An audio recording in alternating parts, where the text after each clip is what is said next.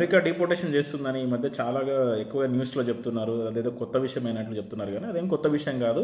Even not only America, ప్రతి country కూడా దీన్ని చేస్తూ ఉంటుంది. ఇండియాలో కూడా ఇప్పుడు మన దేశానికి ఎవరు వస్తారంటే ఆఫ్రికన్స్ వస్తారు ఎడ్యుకేషన్ కోసం. వీసా టర్మ్ అయిపోయినా ఇక్కడ ఉన్న వాళ్ళని బంగ్లాదేశీస్ ఉంటారు. ఏ ఏ పాస్పోర్ట్స్, ఏ డాక్యుమెంట్స్ లేకుండా, అఫీషియల్ డాక్యుమెంట్స్ లేకుండా వచ్చే వాళ్ళని, వీళ్ళ కోసం కూడా సపరేట్గా కార్డన్ సెట్స్ కానీ ఆపరేషన్స్ కానీ చేసి అట్లాంటి వాళ్ళని డిపోర్ట్ చేస్తారు. అట్లాంటి వాటిలో స్వయంగా నేను పాల్గొన్నాను అనమాట. ఆఫ్రికన్స్ ఉంటారు మన దగ్గర చాలా వరకు, టోలీ చెవికి ఆ సరౌండింగ్ ఏరియాస్లో. సో బంగ్లాదేశీస్ కూడా ఉంటారు, ఓల్డ్ సిటీ అట్లాంటి వాటిలో. వాళ్ళని కూడా డిపోర్టేషన్ మన ఇండియా కూడా చేస్తుంది. ఈవెన్ మన దేశం నుంచి బయటికి వెళ్ళడానికే ఒక డాక్యుమెంట్ కావాలి, దాన్ని పాస్పోర్ట్ అంటాం. సో వేరే దేశాలకు వీసా కావాలి వాళ్ళ దేశంలోకి రానివ్వడానికి. సో రూల్స్కి అగెనిస్ట్గా, కండిషన్స్ అగెనిస్ట్గా ఏమైనా చేసే వాళ్ళని సో కంపల్సరీ వాళ్ళు డిపోర్టేషన్ చేసే రైట్ ఉంటుంది.